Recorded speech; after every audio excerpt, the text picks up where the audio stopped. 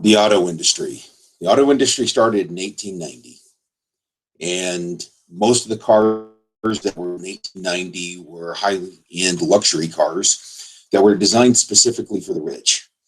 They did not build a vehicle that would um, fit for the average American person.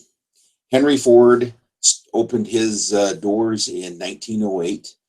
GM opened theirs in 1915, and Chrysler opened theirs in 1925. Henry Ford, being the first automotive manufacturer to build a vehicle for the general public, he was the first one to introduce the assembly line. He also was able to take his vehicles, and the more he made and the better technology had, he put it back into the industry and was able to build a car cheaper every time he did something different. He gave that money back into the business to make the cars cheaper. The first Model T sold for $975, and they got as low as $265.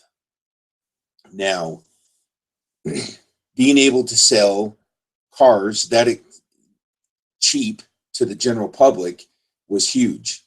Henry Ford sold 15 million Model Ts, and it changed the world. At that time, there was only 18,000 miles of paved road in the United States in the 1920s. Henry Ford, with the Model T, he had to learn to put production and quality into these cars because they were everywhere but on pavement. They had to be able to work and ride and drive and stay together and be able to be worked on anywhere by anybody. They were able to produce cars that would take abuse, that would stay running and continue to be strong running vehicles. When GM came into the market to become auto manufacturer, they started out as two gentlemen wanting to create a corporation that started off in other entities and eventually took over and bought some smaller car companies and consolidated them into a General Motors company. And took little bits and pieces of each one and brought it together. As Henry Ford's technology started rolling down the line, GM would take some of that technology to try to build their vehicles. Henry Ford built his cars strictly out of metal and steel so that it would be stronger and better running and better quality for the road. GM started inserting wood into their doors and other parts of the car to help create the form of the car. And GM or Chrysler didn't come into the picture until 1925, and they were trying to get into the market of the luxury cars that really hadn't been built because Ford and GM was looking at less expensive cars just to get out to the public. Chrysler was wanting to get more into the market of the rich people and get into a higher quality market. As time went on, World War II came. Ford he changed over his plants. Instead of building cars, for the whole entire period of the war, they didn't run one car off the assembly line. They went strictly to build airplanes and tanks and vehicles strictly for the military. And GM got into building motors and some things for the airlines, but never really got into building airplanes and things like this. Chrysler built Jeeps and some other vehicles for the military, but never really got quite as involved as Ford did. And once the war was over, each company was looking for ways to get their vehicles out to the public. Chrysler started looking at selling vehicles that were desirable strictly to the men. They weren't looking at all genders. Chrysler was kind of in that same boat, but trying to be a little bit more reasonable. Ford was looking at vehicles that everybody wanted. And so as time came, the Mustang came about. And when the Mustang came about, at that same time, the Barracuda was coming out, or which is like the Chrysler Chargers. When they came out, the Mustang was so much more desirable that it just exploded. It was the number one selling car that Ford had since the Model T. And it, even still today, is one of the longest running production vehicles out there that are still desirable by just about everyone. Another thing about Ford was they were out there trying to get the best quality of everything stuck in their vehicles. In today's world, they put in more technology into every vehicle. Their standards are higher.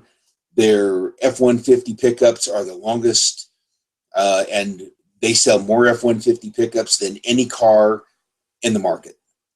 It's the best-selling vehicle in the world is the Ford F-150, because it has the power, the strength, it looks good, it rides good, drives like a car, but gives you the mobility of a pickup.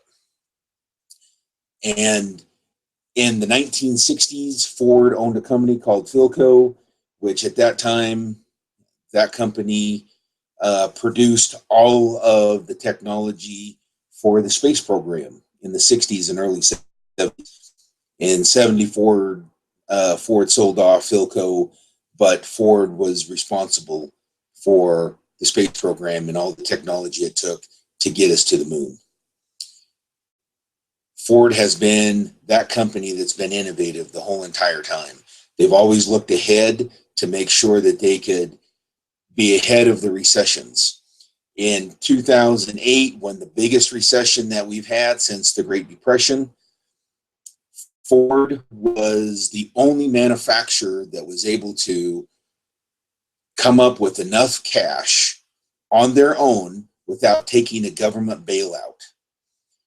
They, unlike Chrysler, which took out bankruptcy, sold its company off to Fiat for $2 billion, and then GM accepted the largest bailout of any government entity ever, and taken almost 7 to 8 years to come up with the money to pay it back, and is still just barely getting on their feet.